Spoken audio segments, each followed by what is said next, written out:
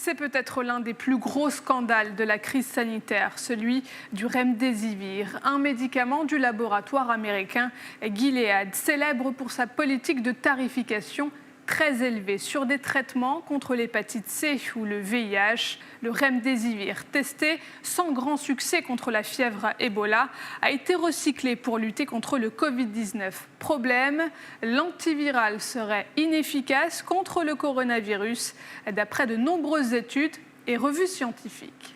Le médicament antiviral Remdesivir n'est pas conseillé pour les patients admis à l'hôpital pour le Covid-19, quel que soit le degré de gravité de leur maladie, car il n'y a actuellement pas de preuve qu'il améliore la survie et qu'il permette d'éviter d'être placé sous ventilation artificielle. Pire, plusieurs experts soulignent la possibilité d'importants effets secondaires sur les reins notamment.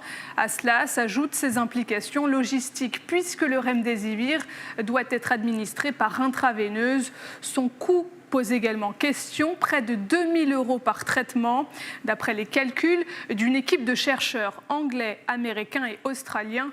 Le coût total de fabrication du Remdesivir se situe aux alentours de 4,66 € par traitement, autrement dit 420 fois moins cher que le prix fixé par Gilead. Le Remdesivir serait donc trop cher, inefficace et toxique. Et les résultats de la dernière étude en date, celle de l'OMS, tombent assez mal. Ils interviennent au lendemain de la signature d'un contrat entre Gilead et la Commission européenne début octobre.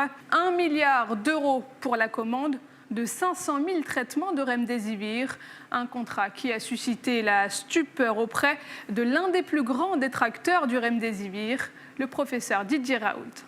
Tous ces essais sont très importants parce qu'ils ont enfin montré que le Remdesivir ne marchait pas quand même. Donc ça, c'est en octobre. Et en octobre, le même mois, la Commission européenne achète pour 1 milliard de Remdesivir. On sait que ça ne marche pas. D'ailleurs, il y a une véritable question qu'on va poser au comité d'éthique, c'est est-ce qu'il est éthique de faire des placebos par perfusion, c'est-à-dire de mettre à quelqu'un une perfusion alors qu'on sait qu'il n'y a rien dedans, et qu'il prend des risques alors qu'il n'a aucun bénéfice à en tirer. C'est très grave de faire ça, puisqu'on sait que c'est dangereux. L'Union européenne a-t-elle été dupée par Gilead? Le laboratoire américain savait-il que son médicament était inefficace et toxique? Il reconnaît en tout cas avoir reçu les résultats de l'étude Solidarity avant la signature du contrat avec Bruxelles. Gilead se justifie et affirme n'accorder aucun crédit à ces différentes études. C'est épouvantable de voir comment Gilead essaie de dénigrer l'étude Solidarity. Prétendre que l'étude n'a aucune valeur parce qu'elle se déroule dans des pays à faible revenu n'est qu'un préjugé. Sur la toile, les réactions liées à cette affaire ne se sont pas fait attendre.